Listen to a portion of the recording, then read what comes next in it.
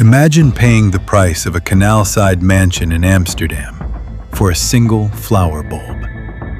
It sounds absurd today, but nearly 400 years ago, people in the Netherlands did exactly that. Merchants mortgaged their homes. Sailors gambled their wages. A brewer once traded his entire brewery for a handful of bulbs. One flower became so valuable that it triggered history's first recorded speculative bubble.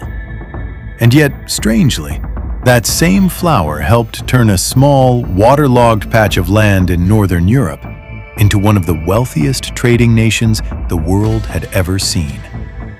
A country with almost no natural resources, no gold, no spices of its own, barely any land worth farming. So how did a flower do what armies and kings could not? To understand that, we have to go back to a version of the Netherlands most people have never pictured. A country still being born. In the late 1500s, the Netherlands was not yet a wealthy nation. It was a cluster of provinces fighting for independence from Spain, built on land that was, in places, literally below sea level. The Dutch had spent generations building dikes, windmills, and canals just to keep their homeland from drowning. What they lacked in land, they made up for in something far more valuable: position. Amsterdam sat at the mouth of major rivers, connected to the North Sea, within reach of London, Paris, the Baltic, and beyond. The Dutch built ships faster and cheaper than anyone in Europe. Their Flout, a lightweight cargo vessel, could carry more freight with a smaller crew than competing designs, cutting costs dramatically. By the early 1600s, the Dutch had done something almost no one else had. They created the Dutch East India Company, the VOC, widely considered the first modern multinational corporation, and the first company to issue shares that ordinary citizens could buy and sell. Suddenly, wealth in the Netherlands was not only held by kings and nobles, it was held by merchants, brewers, bakers, and craftsmen who had invested a little money in a ship bound for the other side of the world. Amsterdam became a financial laboratory. The world's first formal stock exchange opened there in 1602. Trading in futures, options, and speculative contracts became almost commonplace, decades before other European cities caught up. This is the Netherlands that tulips walked into. Not a poor country stumbling into luck, but a nation already wired for trade, risk, and rapid wealth. The soil had been prepared. It just needed a seed. That seed came from thousands of miles away. Wild tulips first grew across the mountains and steppes of Central Asia, in regions that are now Kazakhstan and surrounding areas. Over centuries, they spread into Persia and eventually into the gardens of the Ottoman Empire, where they became something close to sacred. In the Ottoman court, tulips were not just decoration, they were status. Sultans commissioned elaborate garden festivals built entirely around them. The flower's name likely comes from the Persian word for turban, a nod to its shape, and its image appeared on tiles, textiles, and manuscripts across the empire. European diplomats stationed in Constantinople noticed the obsession, and they wanted in on it. Somewhere around the 1550s, tulip bulbs began traveling west, tucked into diplomatic shipments and private collections. They were exotic. They were strange. Nothing in European gardens looked quite like them. And that scarcity is exactly what set the next chain of events in motion. The man most responsible for planting tulips in Dutch soil, literally, was a botanist named Carolus Clusius. In 1593, he took a position at the University of Leiden and brought his tulip collection with him, establishing what would become one of Europe's first serious botanical gardens. Clusius was fascinated by variation. Some tulips grew in solid, brilliant colors, Others displayed dramatic flame-like streaks across their petals, patterns so unusual that collectors would pay extraordinary sums for a single bulb with the right markings. Clusius was not eager to sell his specimens. Legend holds that frustrated locals eventually stole bulbs from his garden to cultivate and sell themselves. Historians debate how much of that story is embellished, but what is certain is this. Within a generation, tulips had escaped the walls of a university garden and entered Dutch homes, markets, and obsessions. By the early 1600s, owning a rare tulip was not just a hobby, it was a declaration of wealth, taste, and social standing. The 17th century equivalent of parking a rare car in your driveway. And once something becomes a symbol of status, its price stops following logic. This is where the story turns dramatic. By the 1630s, the Dutch Republic was experiencing extraordinary prosperity. The Golden Age was in full swing. Trade profits from the VOC and other ventures had created a genuine merchant class with disposable income and an appetite for investment.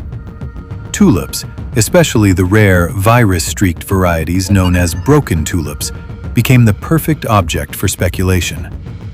Nobody understood yet that those beautiful flame patterns were actually caused by a mosaic virus infecting the bulb. To them, it just looked like magic, and magic does not grow on trees very often.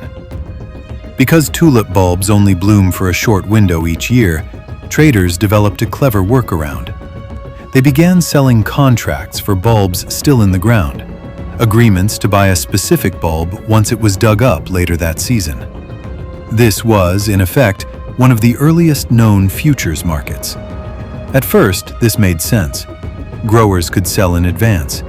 Buyers could lock in a price. But as demand grew, so did the temptation to speculate purely on the paper contracts themselves, buying and reselling promises for bulbs that had not even been harvested yet. Taverns became trading floors. A single bulb of the prized Semper Augustus variety reportedly sold for a price equivalent to a skilled craftsman's wages for several years. Some accounts describe buyers offering land, livestock, and furniture as payment, though modern historians caution that many of these dramatic stories were exaggerated later by moralizing writers eager to turn the episode into a cautionary tale. What we do know is this. Prices for certain bulbs rose by 10 times or more within a matter of weeks in late 1636 and early 1637. And crucially, many of the people trading were not wealthy merchants at all. They were tradesmen, weavers, and shopkeepers hoping to catch a wave of easy profit in a booming economy. This was not simple madness. It was classic speculative psychology. The same pattern economists would later recognize in railway stocks, dot-com companies, and housing markets centuries afterward. When prices keep rising, buying stops being about the object itself and starts being about the belief that someone else will pay more for it tomorrow. Then, in February of 1637, that belief simply stopped.